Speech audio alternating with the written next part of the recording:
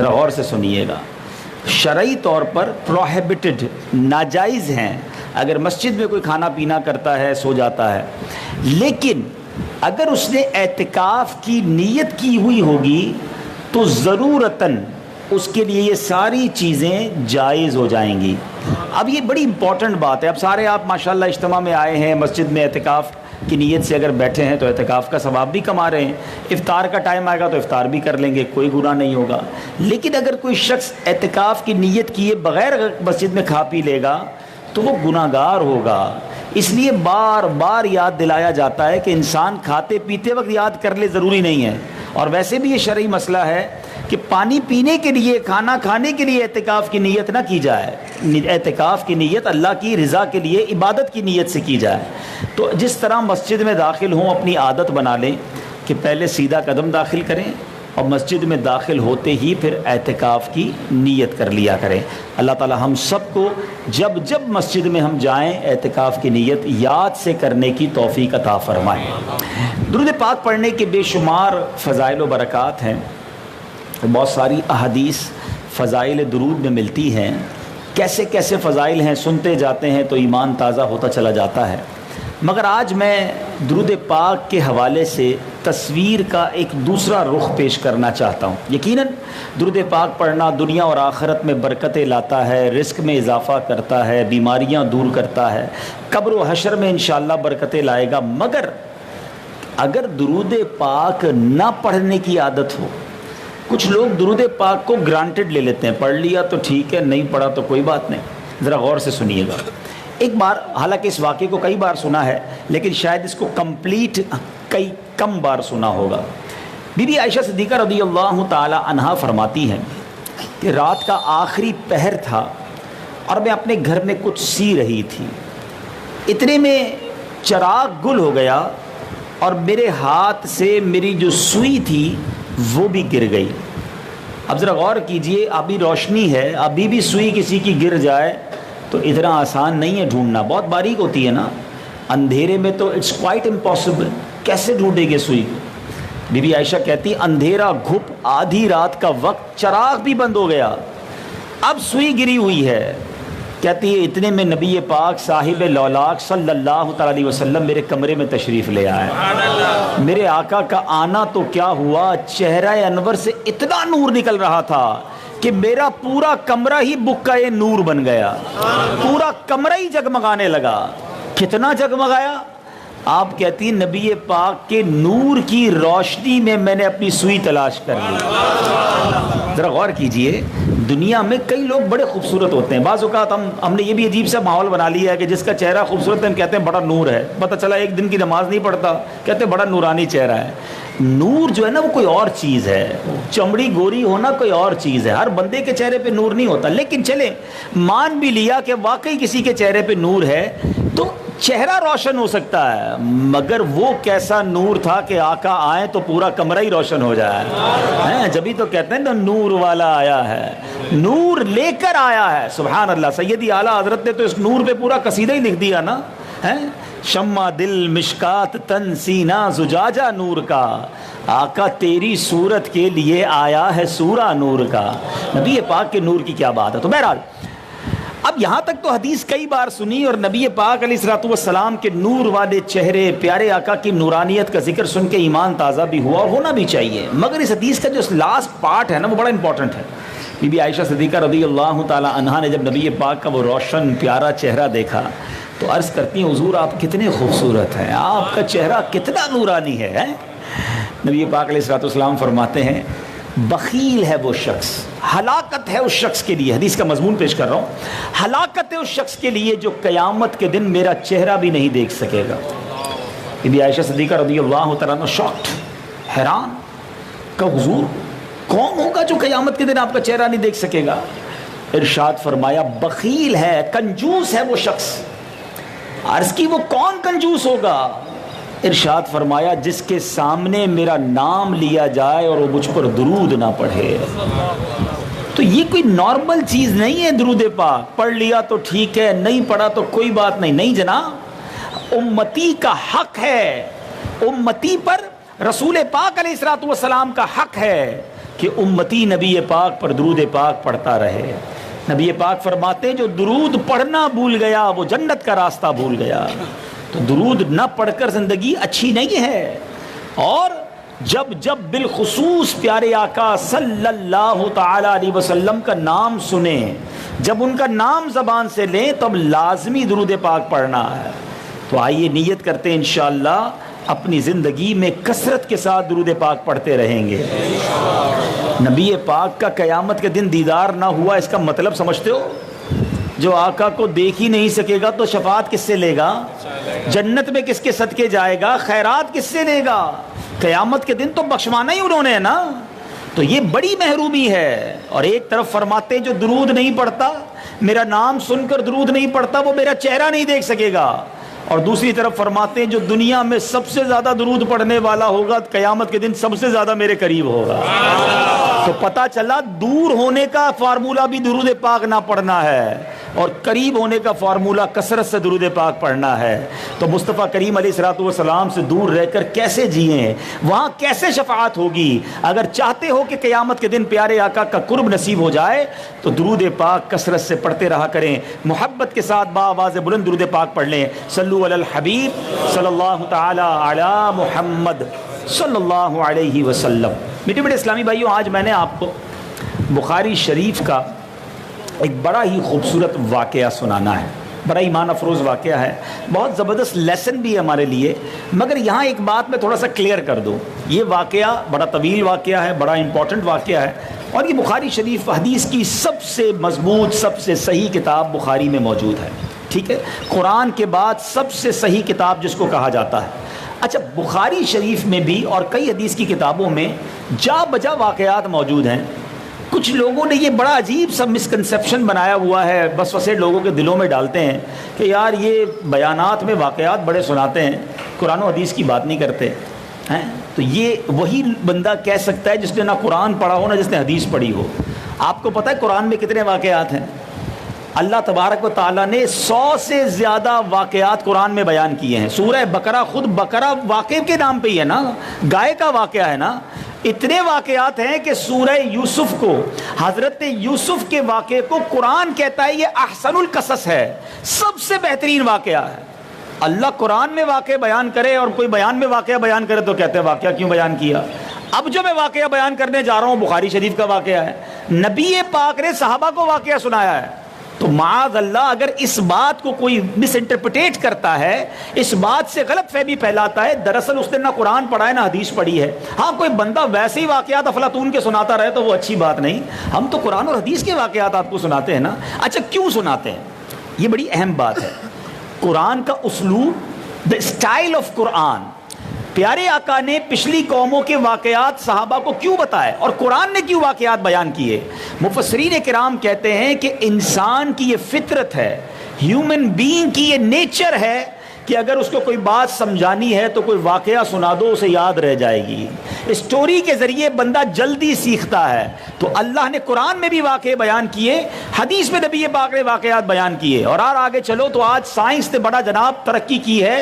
آج پوچھو اسکول چلانے والوں سے, آج اسٹڈیز کی کتابیں سکھاتی ہیں کہ بچے کو کوئی بات یاد دلانی ہے تو کوئی کہانی سناؤ, اسی بات اسی لیسن میں کوئی واقعہ بنا دو تاکہ بچہ اس بات کو انڈرسٹینڈ کر لے گا. تو یہ سمجھ آ رہی ہے بات آپ کو کہ واقعات کے ذریعے انسان جلدی سیکھتا ہے. اب ذرا واقعہ سنیے گا. پیارے آقا علیہ السلام, میں سمری آف حدیث کا جس کو کہیں خلاصہ بیان کروں گا.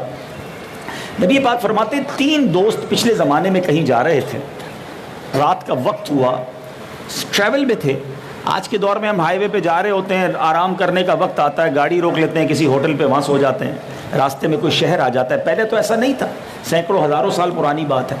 تو اب رات ہوئی تو 3 دوستوں نے سوچا اب اندھیرا ہو رہا ہے, ایک پہاڑ کا غار تلاش کیا اور جا کر ادھر سو گئے کہ چلو صبح اٹھ کے پھر سفر شروع کر دیں گے. مگر اللہ کی کرنی ایسی ہوئی کہ پہاڑ سے ایک بہت بڑا پتھر گرا اور اس غار کو آ کر, اس دروازے کے غار کے ڈور کو آ کے اس نے کلوز کر دیا, بالکل بند. اب موبائل فون کا زمانہ تو تھا نہیں کہ موبائل کرتے بھائی اندر دب گئے نکالو ہمیں, ریسکیو کرو ہمیں. اب تو کوئی راستہ نہیں, غار ہے, پہاڑ ہے, سنسان ہے, 3 بندے اندر ہیں اور غار کا دروازہ ہو گیا بند. اب نبی پاک علیہ الصلوۃ والسلام فرماتے ہیں کہ ان تینوں دوستوں نے مشورہ کیا کہ اب تو کوئی سبیل نہیں ہے یہاں سے نکلنے کی، ایسا کرتے ہیں اللہ کی بارگاہ میں باری باری تینوں دعا کرتے ہیں اور اپنے کسی نیک عمل کا وسیلہ اللہ کی بارگاہ میں پیش کرتے ہیں۔ ذرا غور سے سنیے گا، بہت سارے آج مسکنسیپشن، غلط فہمیاں، وسوسے دور ہو جائیں گے۔ اپنے کسی نیک عمل کا واسطہ وسیلہ اللہ کی بارگاہ میں پیش کرتے ہیں، اللہ کرم کرے گا تو ہم نکل سکیں گے۔ آقا فرماتے ہیں صلی اللہ تعالیٰ علیہ وسلم، اب پہلے شخص نے ہاتھ اٹھایا اور اللہ کی بارگاہ میں دعا کی، یا اللہ میں اپنے والدین میرے بڑے بوڑھے تھے اور میں اپنے والدین کی بڑی خدمت کرتا تھا۔ میں جب جنگل میں جاتا، بکریوں سے دودھ لے کر آتا، لکڑیاں بھی اٹھا کر لاتا اور دودھ نکال کر لاتا، تو دودھ سب سے پہلے اپنے والدین کو پلاتا تھا، اپنے بچوں کو اس کے بعد پلاتا تھا۔ ایک رات ایسا ہوا، مجھے آنے میں دیر ہو گئی، ماں باپ سو گئے، بچے رو رہے تھے کہ ابو جان ہمیں دودھ پلا دو۔ میں نے کہا نہیں، جب تک ماں باپ کو دودھ نہیں پلاؤں گا تمہیں پیش نہیں کروں گا۔ ساری رات ماں باپ کے سرہانے کھڑا رہا اور جب صبح ہوئی میں نے والدین کو پہلے دودھ پلایا، اس کے بعد اپنے بچوں کو دودھ پلایا۔ اے میرے مالک، اگر یہ میرا عمل تیری رضا کے لیے تھا تو آج ہمیں اس مصیبت سے نکال دے۔ نبی پاک فرماتے ہیں وہ پہاڑ جو ہے وہ تھوڑا سا سرک گیا، وہ پتھر جو ہے آٹومیٹکلی تھوڑا سا ہٹ گیا اپنی جگہ سے، مگر اتنی جگہ نہ بنی کہ وہ تینوں نکل سکیں۔ اب دوسرے دوست نے ہاتھ اٹھایا، کہتا یا اللہ عز و جل، ہوں تو بڑا گنہگار، مگر ایک میری چچا کی لڑکی تھی، میری کزن تھی، مجھے وہ بڑی پسند تھی۔ میرا ایک بار ایسا موقع آیا کہ وہ لڑکی جو ہے وہ میرے قابو میں آ گئی، برے کام کا ارادہ تھا، مگر میرے پاس چونکہ وہ پیسے مانگنے آئی تھی، غریب تھی، میں نے پیسوں کے بدلے اسے برے کام کی آفر کی، مگر جب اس کو پیسے بھی دے دیے تو وہ لڑکی مجھے کہتی ہے کہ میں تیرے لیے حلال نہیں ہوں، اللہ سے ڈر، اے اللہ مجھ پر تیرا خوف طاری ہو گیا۔ اس وقت کوئی روکنے والا نہیں تھا، کوئی میرے اور اس کے درمیان نہیں تھا، میرے مالک میں تیری رضا کی خاطر اس برے کام سے باز رہ گیا۔ اے میرے مالک، اگر یہ کام تیری رضا کے لیے تھا، اللہ آج اس مصیبت سے نکال دے۔ میرے آقا صلی اللہ تعالیٰ علیہ وسلم فرماتے ہیں، بخاری شریف میں یہ حدیث موجود ہے کہ وہ پتھر اپنی جگہ سے اور سرک گیا، مگر اتنی جگہ اب بھی نہ بنی کہ وہ تینوں دوست باہر نکل جاتے۔ اب تیسرے دوست نے ہاتھ اٹھائے، اللہ کی بارگاہ میں التجا کرتا ہے، اے اللہ ایک بار میں لوگوں کے ساتھ کام کاج کرتا ہوں، مزدور میرے یہاں کام کرتے ہیں، ایک بار میں نے چند مزدوروں کو نوکری پر رکھا، کام کروایا، ایک مزدور مزدوری لیے بغیر چلا گیا، مگر میں نے کیا کیا، اس کے پیسے کو اپنے کاروبار میں لگایا اور حساب الگ رکھا۔ کچھ عرصے کے بعد وہ مزدور میرے پاس آیا، آ کر کہنے لگا صاحب آپ کے یہاں کچھ دن نوکری کی تھی، کچھ دن کام کیا تھا، میری مزدوری آپ کے پاس رہ گئی ہے، برائے کرم وہ مزدوری دے دیجئے۔ اے اللہ، میں نے اس مزدور سے کہا کہ یہ اتنا بڑا بکریوں کا اور جانوروں کا جو ریوڑ ہے یہ سارا تیرا ہے، تو یہ لے جا۔ وہ مزدور کہتا ہے کیوں مذاق کرتے ہو، میرے تو تھوڑے پیسے باقی تھے۔ میں نے اس مزدور سے کہا ماجرا یہ ہے، تم تو چلے گئے تھے، میں نے تمہارے پیسے کاروبار میں اسی نیت سے لگائے تھے، آج تم آئے ہو، تمہارے پیسوں سے یہ سارا منافع ہوا ہے، یہ سارا منافع تمہارا ہے، تم لے جاؤ۔ میں نے ساری بکریاں، سارے جانور اسے دے دیے۔ اے میرے مالک، اگر یہ نیکی تیری رضا کے لیے کی تھی، اے اللہ اگر تو اس سے راضی ہوا ہے، کرم کر اور ہمیں اس مصیبت سے نکال دے۔ پیارے آقا علیہ الصلوۃ والسلام فرماتے ہیں وہ پتھر اور سرک جاتا ہے اور اب تینوں دوست اس غار سے باہر نکل آتے ہیں۔ کیا خوبصورت واقعہ ہے، کیا پیاری باتیں ہیں۔ چلو میں ان تینوں باتوں پر تو بات کرتے ہیں، مگر ذرا پہلے یہ بتاؤ دعا کیا کی انہوں نے، اپنا کیا وسیلہ پیش کیا، اپنے نیک اعمال کا وسیلہ اللہ کی بارگاہ میں پیش کیا۔ واقعہ سنا کون رہا ہے؟ پیارے آقا علیہ الصلوۃ والسلام۔ موجود کون سی کتاب میں ہے؟ بخاری شریف۔ یاد کر لو نا تاکہ مسئلے حل ہو جائیں گے۔ لوگ کہتے ہیں دعا میں وسیلہ کیوں مانگتے ہو بھائی؟ نبی پاک صحابہ کو واقعہ سنا رہے ہیں کہ پچھلے لوگوں نے وسیلہ پیش کیا، اب مجھے بتاؤ میں اپنی نیکی کا وسیلہ پیش کروں اللہ قبول کر لے, غوث پاک کا وسیلہ پیش کروں اللہ قبول نہ کرے؟ جو سراپا نیکیاں ہوں, جن کے صدقے لاکھوں لوگ نیک بنے ہوں, جن کے صدقے خواجہ غریب نواز کے صدقے 90 لاکھ غیر مسلم مسلمان ہو جائیں, ایسی ہستی کا وسیلہ پیش کروں کہ اللہ میں گناہگار تجھے خواجہ غریب نواز کا واسطہ پیش کرتا ہوں, جنہوں نے ساری زندگی میرے مولا تیرے دین کے لیے صرف کی, میری دعا قبول کر لے, تو کیا پرابلم ہے اس میں؟ پتہ نہیں کس بات کی مسکنسیپشن ہے, کس بات کی غلط فہمی ہے. ارے بخاری میں نبی پاک تعلیم دے رہے ہیں کہ دعا مانگی تھی 3 دوستوں نے, اللہ کی بارگاہ میں اپنے نیک عمل کا وسیلہ پیش کیا, اللہ نے ان کی دعا قبول کر لی. تو اگر ہم نبی پاک کا وسیلہ اللہ کی بارگاہ میں پیش کر دیں کہ اللہ تیرے جس نبی کے صدقے مسلمان بنایا ہے ان کا صدقہ پیش کرتے ہماری دعا قبول کر لے, تو دیر از نو پرابلم. یہ تو قرآن و حدیث سے سیکھنے کو مل رہا ہے. تو امید ہے وسوسے ختم ہو جائیں گے. اب چلتے ہیں 3 باتوں کی طرف, ٹھیک ہے, بڑی امپورٹنٹ ہے اور یہ تینوں سیکھنی ہے مجھے اور آپ کو. پہلی بات, والدین کا ادب. کیا شاندار ادب تھا, پہلے ماں باپ کھائیں گے پھر میں اور میرے بچے کھائیں گے. آج بندہ کہتا ہے یہ تو میرا مال ہے, ماں باپ کا تھوڑی ہے, انہوں نے کیا کمایا تھا میں نے کمایا ہے, میں مالدار بنا, بزنس سیٹل میں نے کیا, ابو تو وہی پرانے غریب کے غریب تھے, نوکری کرتے تھے, کاروبار تو میں نے شروع کیا, اب کس بات کا ابو کا حصہ ہے؟ معاذ اللہ معاذ اللہ. کبھی بھی زندگی میں یہ خیال مت لانا کہ میرا پیسہ ہے, میرا مال ہے, میں نے کمایا ہے. یاد رکھیے ایک بار نبی پاک کی بارگاہ میں ایک شخص آیا اپنے بیٹے کی شکایت لے کر کہ حضور میرا بیٹا جو ہے وہ مجھے بہت تنگ کرتا ہے, میں تھوڑے پیسے مانگتا ہوں مجھے پیسے نہیں دیتا, میری خدمت نہیں کرتا. نبی پاک نے اس کے بیٹے کو بلایا. اس سے پہلے کہ بات آگے بڑھتی, اللہ کے حبیب کی بارگاہ میں جبریل امین حاضر ہوئے. کہتے حضور اس بوڑھے باپ نے اپنے بیٹے کے لیے کچھ شعر لکھے ہیں, اس کو کہیے وہ اشعار آپ کو سنائے. اس باپ نے اپنے بیٹے کے لیے فریادی کے طور پر کچھ اشعار لکھے تھے. اس کا کچھ اس طرح خلاصہ تھا کہ کاش میرا بیٹا میری خدمت کرتا, میری اطاعت کرتا, میری بات مانتا. نبی پاک نے جب وہ اشعار سنے تو میرے آقا کی آنکھوں سے آنسو بہنے لگے.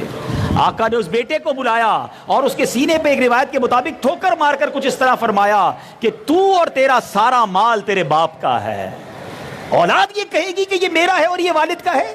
میں اور آپ دنیا میں جو کچھ ہیں وہ والدین کے سبب ہیں, ان کی خدمت کرو. یاد رکھیے گا یہاں موجود اسلامی بھائیوں, جس کے ماں باپ راضی, حدیث پاک کا مضمون ہے, جس کے ماں باپ راضی اس سے اس کا رب راضی. ماں باپ کی ناراضگی میں رب کی ناراضگی ہے. بیکار ہے وہ شخص جس کو ساری دنیا عزت دیتی ہو اور ماں باپ اس کے لیے تکلیف میں ہوں. سب سے پہلے ماں باپ ہیں, سب سے پہلے ان کی خدمت ہے. اتنی بڑی ہستیاں ہیں, پوچھو ان سے جن کے ماں باپ چلے گئے. ارے ماشاءاللہ یہ وہ ہستیاں ہیں جنہیں محبت سے دیکھو تو حج مبرور کا ثواب ہے, اور بندہ ان سے لڑائی کرے. میرے بچے بیٹھے ہیں, ینگسٹر بیٹھے, خدارا جتنا اپنے دوست کا خیال رکھتے ہو نا, دوست آدھی رات کو فون کرتا ہے یار موٹر سائیکل خراب ہو گئی, ارے بھائی آیا, میری جان حاضر, ابھی آیا. ماں باپ کہے بیٹا ذرا ڈاکٹر کو رات کو دکھانا ہے, ابو صبح جائیں گے, کیا رات کو نیند خراب کر رہے ہو. ماں کے لیے ٹائم نہیں, باپ کے لیے ٹائم نہیں, اور دوستوں کے لیے جان حاضر. میں نہیں کہتا دوستوں کا خیال نہ رکھو, رکھنا چاہیے, مگر سب سے زیادہ خیال ماں باپ کا رکھنا چاہیے. یہ میری اور آپ کی شریعت ہمیں سکھا رہی ہے. دوسری بات, اس نوجوان کو عورت مل گئی تھی نا, کوئی دیکھنے والا نہیں تھا, وہ جو چاہتا گناہ کرتا, مگر خوف خدا کا عالم کیا تھا کہ اللہ کی رضا کے لیے جب کوئی نہیں دیکھ رہا تھا اس کے دل میں یہ خیال آ گیا کہ رب دیکھ رہا ہے. جتنے میرے بھائی ادھر بیٹھے ہیں نا, اس وقت ہم سب روزے سے, ذرا سمجھیے گا روزے کا فلسفہ سمجھیے. ہم سب روزے سے ہیں, سب کو پیاس لگی ہے, سب کو بھوک لگی ہے. آپ کے گھر میں, سب کے گھر میں کھانا پڑا ہے, فروٹ بھی کٹا ہوا پڑا ہوگا, ٹھنڈا پانی بھی فریج میں ہوگا. مسجد کی طرف آتے آتے جب کوئی دیکھنے والا نہیں تھا تو ایک گھونٹ پی لیتے نا, کیوں نہیں پیا؟ ذرا سوچا کبھی آپ نے؟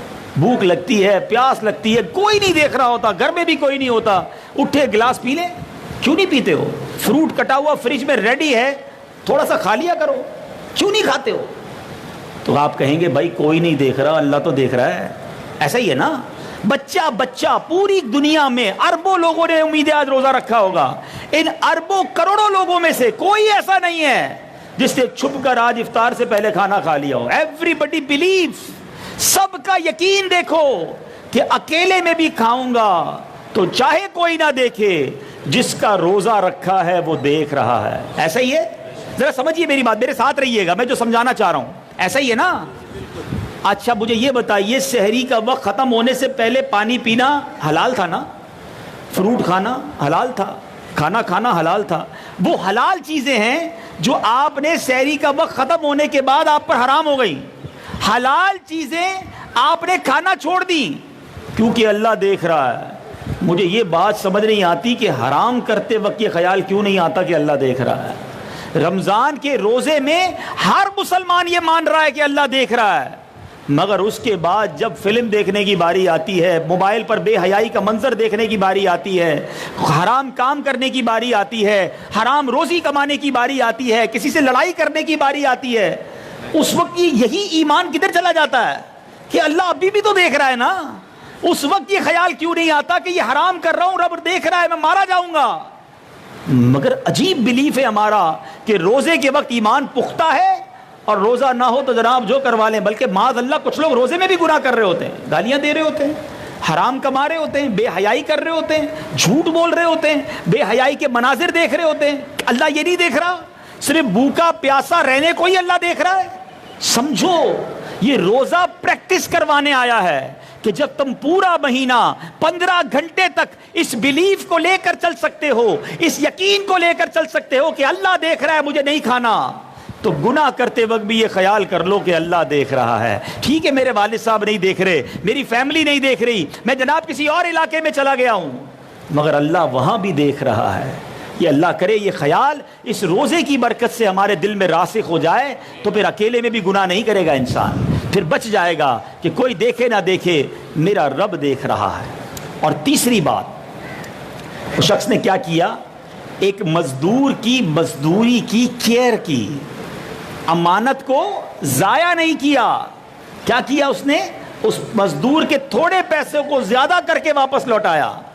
ہمارا آج حال کیا ہے؟ بندہ بھول گیا نا پیسے، چلو ٹھیک ہے اب تو ہمارے ہو گئے، حساب کتاب میں غلطی مل بھی گئی ہے، ہمیں پتہ بھی ہے سامنے والے کی مسٹیک ہے، لیکن چلو اس کو پتہ ہی نہیں ہے نا، یہ اپنے ہو گئے۔ استغفر اللہ، یاد رکھیے گا، ایک تو جان بوجھ کر پیسے رکھنا حرام۔ بعض اوقات کیا کرتے ہیں، کوئی بیچارہ ہمارے پاس سامان دینے آیا، بل لے کر آیا، ہم نے پہلے ریٹ وغیرہ سب طے کر لیا ہے، اب پیمنٹ دینے کی باری آئی، مثال کے طور پہ 25,226 روپے، ہم نے کہا بس یار یہ 25,000 روپے لے جاؤ بھائی۔ 226 کدھر گئے بھائی؟ اب وہ مجبور آدمی ہے، اس کو آپ کے ساتھ کام کرنا ہے، مجبوری کے طور پہ آپ نے ڈسکاؤنٹ لے لیا۔ نہیں جناب، جب تک وہ راضی نہیں ہے یہ اس کے پیسے ہیں۔ فروٹ کے ٹھیلے پہ جائیں گے، 1 کلو الگ تلوائیں گے، اوپر سے 1 پیس اٹھا کے کھا لیں گے، کس سے پوچھ کے کھایا بھائی آپ نے؟ یہ آپ کا نہیں ہے۔ بعض اوقات ہمیں چیزیں معمولی لگ رہی ہوتی ہیں، پوچھو سیدی اعلیٰ حضرت امام اہل سنت سے، آپ فرماتے ہیں جو کسی کے جان بوجھ کر 3 پیسے دبا لے، I'm not talking about millions and thousands rupees، ہزاروں لاکھوں روپوں کی بات نہیں ہو رہی، صرف 3 پیسے، سیدی اعلیٰ حضرت کہتے ہیں اس کو اس کے بدلے قیامت کے دن 700 مقبول با جماعت نمازیں دینی پڑ جائیں گی، 3 پیسوں کے بدلے۔ ادھر تو لوگ لاکھوں روپے ہڑپ کر کے بیٹھے ہیں، کروڑوں روپے دبا کے بیٹھے ہیں، زمینوں پہ قبضہ کر لیتے ہیں، بندہ کہتا ہے میرا بگاڑ کوئی نہیں سکتا۔ اتنی جرت ہوتی ہے کہ کہتے جاؤ جو کرنا ہے کر لو۔ معاذ اللہ یہاں تک جملے کہنے میں نہیں شرماتے، قیامت کے دن پکڑ لینا، ارے مارے جاؤ گے، برباد ہو جاؤ گے۔ آج دنیا میں کسی کا مال لے کر سخی کوئی نہیں ہوا، ہم نے یہ تو دیکھا کہ جس کا مال کسی نے کھایا اللہ نے اس کو تو دوبارہ کھڑا کر دیا، مگر مال کھانے والا برباد ہی ہوا ہے۔ پیسہ ہی سب کچھ نہیں ہے۔ اگر مجھے اور آپ کو پتا ہے نا کہ کسی کے پیسے غلطی سے بھی ہمارے پاس آ گئے ہیں تو میری اور آپ کی ذمہ داری ہے اس تک جا کر پہنچائیں، ادھر دے دینا۔ یاد رکھو، وارثوں کا حق کھا جاتے ہیں، بہن کا حق کھا جاتے ہیں، یتیموں کا حق کھا جاتے ہیں، کہتے ہیں نہیں بھائی نہیں ملے گا وراثت میں حصہ۔ ارے جب شریعت میں لکھا ہے تو آپ اور میں کون ہوتے منع کرنے والے؟ تو خدا را یاد رکھو، اگر زندگی میں کسی کا مال آ گیا آپ کی طرف، وہ بھول گیا ہے یا آپ نے جبرن لے لیا ہے، اس کا دل دکھا ہوا ہے، معافی بھی مانگو، ادھر ہی لوٹا دو، ورنہ قیامت کے دن پھنس جائیں گے، مارے جائیں گے۔ اللہ کرے کہ یہ خیال حقوق العباد کا ہمارے دل میں آ جائے، ورنہ آج لوگ کہتے ہیں میرا تو کوئی بگاڑ ہی نہیں سکتا، مجھ سے کون بات کر سکتا ہے؟ ٹھیک ہے آج کوئی نہیں بگاڑ سکتا، مگر یاد رکھیے گا کہ ایک دن ہوگا جب مظلوم کا ہاتھ ہوگا اور ظالم کا گریبان ہوگا، اور اللہ مظلوم کے ساتھ ہوگا۔ اس دن اپنی کرنی کا پھل بھگتنا پڑے گا۔ اس دن پیسے دے کے تھوڑی جان چھوٹے گی، قبر میں پیسے لے کے تھوڑی جاؤ گے، قبر میں دیکھا ہے کسی نے تجوری یا کوئی کفن میں جیب ہوتا ہے؟ ایسا نہیں ہے. اب ادھر جو ڈیلنگ ہوگی نا وہ نیکیوں کے ذریعے ہوگی, ادھر کیش نہیں ہوگا. ادھر جس نے جس کو ستایا ہوگا, جس کو تنگ کیا ہوگا, ادھر نیکیاں دینی پڑیں گی, اور نیکیاں ختم ہو گئیں تو سامنے والے کے گناہ سر پر ڈالے جائیں گے. تو کبھی دنیا میں کسی کا دل نہ دکھانا. یہ گالیاں نکالنے والے, ذلیل کرنے والے, لڑائی جھگڑے کرنے والے, لوگوں پر تانا کرنے والے, طنز کرنے والے, مال دبانے والے, یاد رکھو قیامت کے دن ان سب چیزوں کا جواب دینا پڑے گا. حقوق اللہ کا معاملہ آسان ہے, رو رو کے اللہ سے معافی مانگ لو, اللہ معاف کر دے گا. مگر حقوق العباد کا معاملہ بڑا ٹپیکل ہے. اللہ کی رضا اسی میں ہے کہ جب تک بندہ معاف نہیں کرے گا اللہ بھی معاف نہیں کرے گا.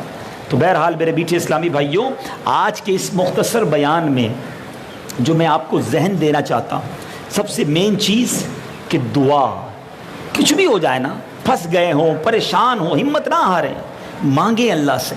الدعاء صلاح المؤمن. آقا فرماتے ہیں دعا مومن کا ہتھیار ہے. مانگو نا اللہ سے. آپ دیکھو اللہ کی شان, اللہ خود قرآن میں فرماتا ہے اجیب دعوت الداعی اذا دعانی, کہ میں دعا مانگنے والے کی دعا قبول کرتا ہوں جب وہ مجھے پکارے. جب پکارے دعا قبول کرتا ہوں. خود فرماتا ہے ادعونی استجب لکم, تم مجھ سے دعا مانگو میں قبول فرماؤں گا. تیار ہے وہ دینے کے لیے, مائل بکرم ہے, مگر بندہ ہی ہے جو مانگتا نہیں ہے. دنیا میں دیکھیں کیا ہوتا ہے, ہم کسی سے ایک بار مانگیں یا ہم سے کوئی ایک بار فون کرے, یار بڑا پریشان ہوں, قریبی دوست ہو, بیسٹ فرینڈ, بڑی ٹینشن میں ہوں, تھوڑے پیسے چاہیے. ہم نے کہا یار تیرے لیے جان حاضر, لے بھائی تیرے پیسے لے جا, جتنے تھے دے دیے اس کو. مہینے بعد پھر فون کیا, یار بہت پریشان ہوں اور پیسے چاہیے. یار ابھی تو نہیں ہے یار, ابھی پچھلے مہینے تو دیے تھے وہ ختم ہو گئے اور چاہیے. چل یار تھوڑے سے اور لے لے. تیسری بار فون آئے مہینے بعد, اور چاہیے. بندہ کہے یار اس کی تو مانگنے کی عادت ہو گئی یار, جب دیکھو مانگنے آ گیا. چوتھی بار شاید اس کا نمبر بھی ہم بلاک کر دیں کہ بھائی اس کا تو کام ہی مانگنا ہو گیا ہے. یہ ہے دنیا. 2-3 بار کسی سے مانگ لو نا, بندہ کہتا ہے یہ تو منگنو تھی ہوئی ہے, اس کا تو مانگنے والا ہی کام ہو گیا ہے. ایسا ہی ہے نا. اللہ کی بارگاہ دیکھو, رب فرماتا ہے جو مجھ سے جتنا مانگتا ہے وہ مجھے اتنا پسند آتا ہے. ہاں یاد رکھیے گا, جتنا زیادہ اللہ سے جو مانگتا ہے اللہ اسے اتنا زیادہ پسند فرماتا ہے. اور اس کی شان کریمی دیکھو, جو نہیں مانگتا اللہ اس سے ناراض ہو جاتا ہے, غضبناک ہوتا ہے. ایسا کریم مولا ہے کہ جو بار بار مانگنے والوں کو پسند کرتا ہے. تو دعا میں کنجوسی نہ کیا کرو, بار بار دعا مانگو. دعا کبھی بھی نفع سے خالی نہیں ہے. ہاں یہ یاد رکھنا, ابھی بھی ہم دعا کریں گے نا, کچھ لوگ تو بڑے عجیب عجیب باتیں کرتے ہیں, یار فائدہ کیا, قبول تو ہوتی نہیں ہے. استغفر اللہ. یاد رکھو دعا ہر حال میں قبول ہے. حدیث پاک کا مضمون ہے کہ دعا بندے کی 3 چیزوں سے خالی نہیں ہوتی ہے. 3 میں سے ایک بینیفٹ ملتا ہی ملتا ہے. ایک بینیفٹ کیا ہے کہ یا تو اس دعا کے بدلے اس کا گناہ معاف ہو جاتا ہے, یا دعا کے بدلے اس کی کوئی آفت آنے والی ہوتی ہے وہ ٹال دی جاتی ہے, یا تیسرا یہ کہ اس کے بدلے آخرت میں اس کا ثواب لکھ دیا جاتا ہے. آقا فرماتے قیامت کے دن جب بندہ بہت بڑے بڑے پہاڑ دیکھے گا نا نیکیوں کے, تو بندہ کہے گا یا اللہ یہ کام تو میں نے کیے ہی نہیں تھے, اتنی نیکیاں کدھر سے آ گئیں؟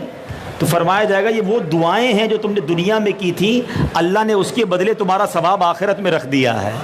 تو حدیث کے الفاظ ہیں, بندہ تمنا کرے گا کہ کاش میری دنیا میں کوئی دعا ہی قبول نہ ہوتی, اتنا ثواب آخرت میں. تو اس کا مطلب دعا کرتے رہو, اکاؤنٹ بھر رہا ہے, دعا سے ضرور فائدہ ہو رہا ہے. اب دیکھیں میری اور آپ کی سوچ الگ ہے نا. میں اور آپ سمجھتے جو مانگ رہے ہیں وہ تو مل نہیں رہا.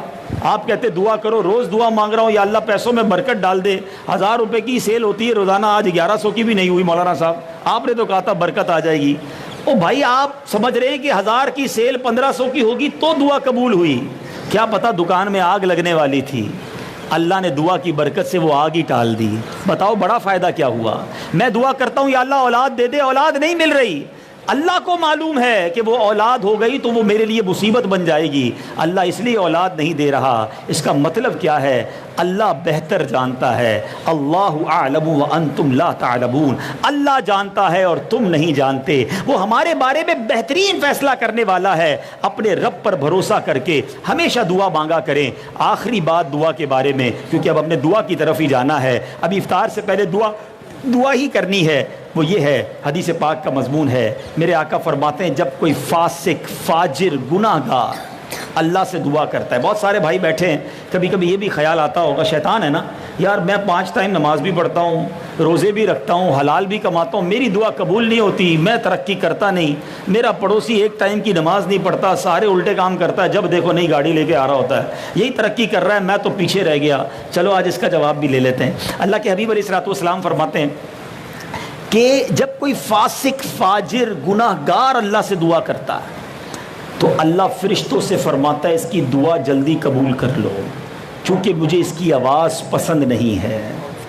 اور جب اللہ کا کوئی محبوب ہاتھ اٹھاتا ہے, اللہ کا پسندیدہ بندہ اللہ سے دعا کرتا ہے, اللہ فرشتوں سے فرماتا ہے اس کی دعا ابھی قبول نہ کرنا, اس کو اور مانگنے دو, اس کا مانگنا مجھے پسند آ رہا ہے. سچ بتاؤ نا, میں دعا کروں اور اللہ فرشتوں سے کہہ دے کہ میرے بندے کو اور مانگنے دو, اس کی آواز مجھے پسند ہے, تو ایسی دعا اگر ایک بار بھی زندگی میں مل جائے تو وہ زندگی کا حاصل ہے. اور ایک اور روایت میں آتا ہے کہ جب تم دیکھو کہ بندہ نافرمانی کر رہا ہے, اللہ پھر بھی اسے دے رہا ہے, تو سمجھ لو یہ اللہ کی طرف سے ڈھیل ہے. تو اے میرے بیچے اسلامی بھائیوں, دنیا میں ترقی یہ ضروری نہیں کہ اللہ کے قرب کا ذریعہ ہو.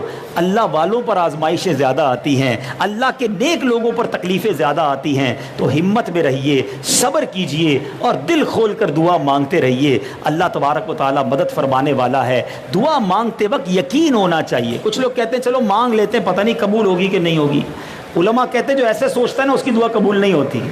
بندہ کہے اللہ سے مانگ رہا ہوں, وہ دینے والا ہے, ضرور عطا فرمائے گا. جب یقین کامل ہوگا تو انشاءاللہ طوفان بھی ٹل جائیں گے اور مصیبتیں بھی آسان ہو جائیں گی. اللہ تعالیٰ مجھے اور آپ کو آداب کے ساتھ, جو دعا کے آداب لکھے ہیں اس کے ساتھ دعا کرنے کی توفیق عطا فرمائے اور ہماری نیک اور جائز مرادوں کو پورا فرمائے. ماہ رمضان رحمتوں برکتوں کا مہینہ, اس مہینے میں جہاں نبی پاک بہت پیارے پیارے نیک اعمال فرماتے, اس میں سے ایک زبردست عادت میرے آقا کی اللہ کی راہ میں خرچ کرنا, سخاوت کرنا بھی ہے. نبی پاک رمضان میں دل کھول کر خرچ فرماتے, اتنا خرچ کرتے, اتنی سخاوت کرتے, صحابہ کہتے ہیں جیسے تیز آندھی چلتی ہے, آقا کا دریائے سخاوت اس سے بھی زیادہ تیز چلتا تھا. تو جن کو اللہ نے مال دیا ہے, اللہ کے مال کا یہ شکر ہے کہ بندہ اس کی راہ میں دل کھول کر خرچ کرے. رمضان اللہ کی راہ میں خرچ کرنے کا مہینہ ہے. زکوٰۃ بھی پوری دیں, صدقات بھی دیں, غریبوں کی خوب مدد کریں, گن گن کر خرچ نہ کریں. روایتوں کا مضمون ہے اے ابن آدم گن گن کر خرچ نہ کرو, ورنہ وہ رب کریم بھی تمہیں گن گن کر عطا فرمائے گا. کچھ لوگوں کے سامنے نیکی کا کام آتا ہے, کہتے ہیں بس بھائی ہماری زکوٰۃ پوری ہو گئی, اب اگلے سال آنا. ارے اللہ تو نہیں روک رہا, اللہ کی طرف سے تمہیں روز دیا جا رہا ہے, تھوڑا اور اللہ کی راہ میں خرچ کر دو, یہی مال آخرت کے اکاؤنٹ میں ڈپازٹ ہو جائے گا. تو اس بار اپنی زکوٰۃ, اپنے صدقات, فطرہ دل کھول کر خرچ کریں. اور سب سے بہترین اور افضل خرچ یہ ہے, چیک کر لیں آپ کے اپنے رشتہ داروں میں اگر مستحق لوگ ہیں تو پہلے انہیں زکوٰۃ دیں, ان کو صدقہ دیں. اور اس کے بعد میں آخر میں عرض کروں گا کہ عاشقان رسول کی مدنی تحریک دعوت اسلامی جو دنیا بھر میں دین متین کی خدمت کر رہی ہے, دعوت اسلامی کے اس وقت 2800 سے زیادہ مدرسے ہیں, 600 سے زیادہ دارالعلوم ہیں.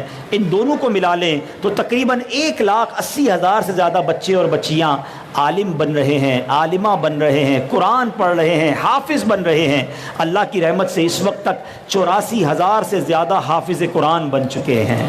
2.25 لاکھ سے زیادہ بچوں نے ناظرہ قرآن پڑھ لیا ہے. ہم روزانہ 20,000 لوگوں کو کھانا کھلاتے ہیں. اللہ کی رحمت سے سال کی 600 سے زیادہ مسجدیں دعوت اسلامی ساری دنیا میں بنا رہی ہے. ابھی پچھلے مہینے کی بات ہے کہ دعوت اسلامی نے 2 جگہ پر, جرمنی میں اور UK کے شہر ٹیلفورڈ میں, یہ دونوں جگہ پر چرچ خریدا ہے. انشاءاللہ یہ چرچ اگلے چند دنوں میں مسجد میں تبدیل کر دیا جائے گا. تو یہ وہ انقلاب ہے جو دعوت اسلامی ساری دنیا میں لا رہی ہے. 3 زبانوں میں ہم چینل چلا رہے ہیں, انگلش, اردو اور بنگلہ زبان میں. چند دنوں بعد بچوں کے لیے ایک بہت ضروری تھا کہ ہر بچے کے ہاتھ میں موبائل, کارٹون, گیمز ہیں, کوئی ایسی چیز بچوں کے ہاتھ میں دی جائے جس سے وہ قرآن و سنت سیکھیں. تو کڈز مدنی چینل آنے والا ہے. تو گزارش یہ ہے کہ اپنی زکوٰۃ اور اپنے عطیات میں اس بار دعوت اسلامی کو اچھا مضبوط حصہ دیں تاکہ دین کا یہ کام اور تیزی سے آگے بڑھے. آخری بات, فطرہ آنے والا ہے, فطرہ دینا واجب ہے.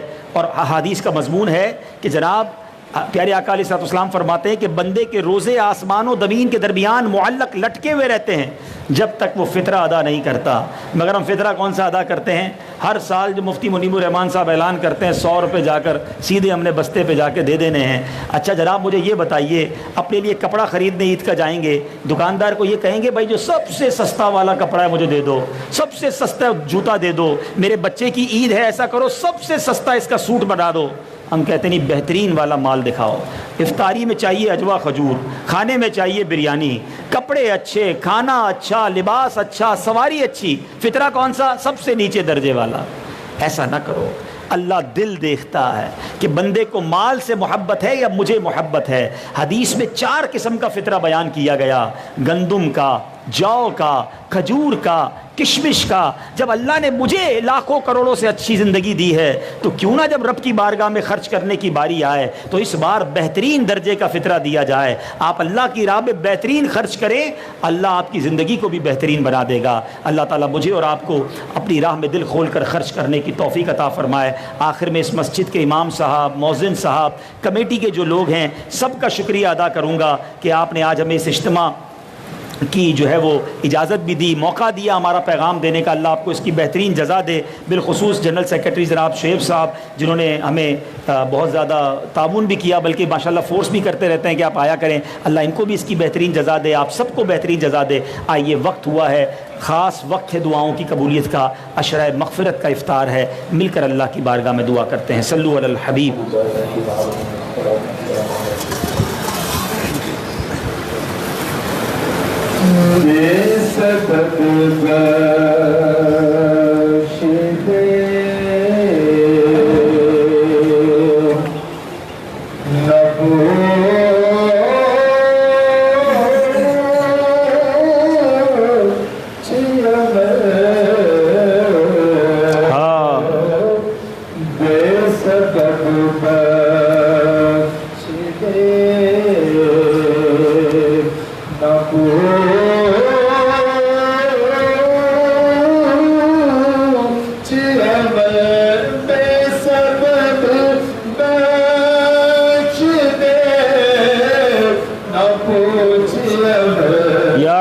یا رب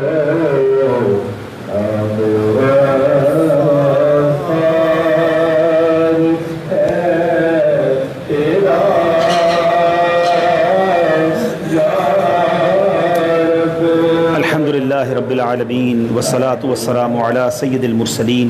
یا ارحم الراحمین یا ارحم الراحمین یا ارحم الراحمین. یا ربنا یا ربنا یا ربنا یا ربنا یا ربنا. یا اللہ یا رحمان یا رحیم. یا اللہ یا رحمان یا رحیم. یا اللہ یا رحمان یا رحیم. اللہم ربنا آتنا فی الدنیا حسنة وفی الآخرة حسنة وقنا عذاب النار وقنا عذاب القبر وقنا عذاب الحشر وقنا حساب الميزان. اللہم اجرنا من النار. اللہم اجرنا من النار. اللہم اجرنا من النار. اللہم انا نسألك العفو والعافیہ والمعافاة الدائمة في الدين والدنيا والآخرة يا رحمن الدنيا والآخرة. اللهم إنا نسألك العفو والعافية. اللهم إنا نسألك الأمن يوم الخوف. ربنا لا تؤاخذنا يوم القيامة إنك لا تخلف الميعاد إنك على كل شيء قدير. اے ڈوبتوں کو بچانے والے، اے ماہ رمضان میں افطار کے وقت روزانہ 10 لاکھ گناہ گاروں کو جہنم سے آزاد فرمانے والے مولا، آج ہم نے حدیث پاک کے ذریعے تیرے 3 نیک بندوں کا واقعہ سنا. انہوں نے تیری بارگاہ میں اپنی نیکیوں کا وسیلہ پیش کیا، تو نے ان کی دعا سن لی. مولا ہمارے پاس تو کوئی نیکی نہیں ہے، ہمارے پاس تو تیری بارگاہ میں پیش کرنے کو کچھ بھی نہیں ہے. اے اللہ تو نے پھر رمضان دیا، مگر ایک بار پھر آدھا رمضان ہم نے غفلت ہی میں گزار دیا ہے. نہ ایسے روزے رکھے ہیں، نہ ایسی تراویح پڑھی ہے. اے اللہ بس غفلت ہی غفلت ہے. اے کریم ہمارے پاس تو کچھ نہیں، ہم تیرے نیک بندوں کا وسیلہ تیرے دربار میں پیش کرتے ہیں. اے اللہ اتنے ہاتھ اٹھے ہیں، آج اس اجتماع میں جو تیرا سب سے نیک بندہ ہو اس کا واسطہ ہماری مغفرت فرما دے، جن کے روزے تو نے قبول کر لیے ان کا واسطہ ہمیں بخش دے، جن کی تراویح قبول کی ان کا واسطہ بخش دے، جن کے اللہ سجدے قبول کیے ان کا واسطہ ہمارے سجدے بھی قبول کر لے۔ اے اللہ اشرائے مغفرت ہے،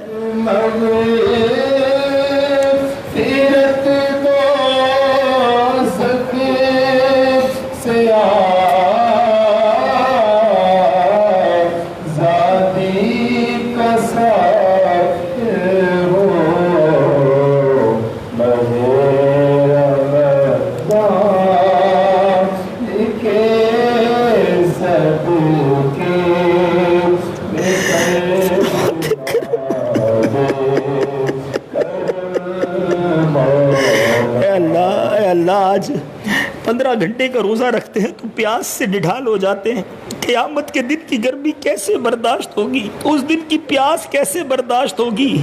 یا الہی جب زبانیں باہر آئیں پیاس سے، ساقی کوثر شہ جود و عطا کا ساتھ ہو۔ یا الہی گرمی محشر سے جب بھڑکے بدن، دامن محبوب کی ٹھنڈی ہوا کا ساتھ ہو۔ اے اللہ افطار کا وقت ہے، قبولیت کی گھڑیاں ہیں، کئی بیمار آئے ہوں گے، کئی بیماروں کو گھر چھوڑ آئے ہیں۔ اے اللہ ہمارے سارے بیماروں کو شفا عطا کر دے، بے روزگاروں کو رزق حلال دے دے۔ اے اللہ مہنگائی نے لوگوں کی کمر توڑ رکھی ہے، اے اللہ سب کے رزق حلال میں برکتیں عطا فرما دے، بے اولادوں کو نیک اور صالح اولاد دے دے، اولاد والوں کو اولاد کا سکھ نصیب کر دے۔ اے اللہ جس جس کا ہاتھ اٹھا ہوا ہے تو سب کے نام بھی جانتا ہے، کام بھی جانتا ہے، آج سب کی جھولیاں بھر دے، سب کی مرادیں پوری کر دے۔ اے اللہ اس مسجد کو شاد و آباد فرما، اس کو آباد کرنے والوں کے گھروں کو آباد فرما۔ اے اللہ کئی لوگ حرمین طیبین پہنچ چکے ہیں، کئی ترس رہے ہیں، کرم کر ہمیں بھی جلدی جلدی حرمین طیبین کی حاضریاں عطا فرما، حج اور عمرے کی سعادت نصیب فرما۔ اے اللہ ہمارے ایمان کی حفاظت فرما۔ اے اللہ جب تک زندہ رکھیو صحت والی، عافیت والی، نیکیوں والی زندگی عطا فرما۔ ساری زندگی جیلوں، عدالتوں، ہاسپٹلوں اور پولیس اسٹیشن کے چکروں سے محفوظ فرما۔ اے اللہ جب وقت آخر ہو ایمان والی، کلمے والی موت عطا فرما، جنت البقیع ہم سب کا مقدر فرما۔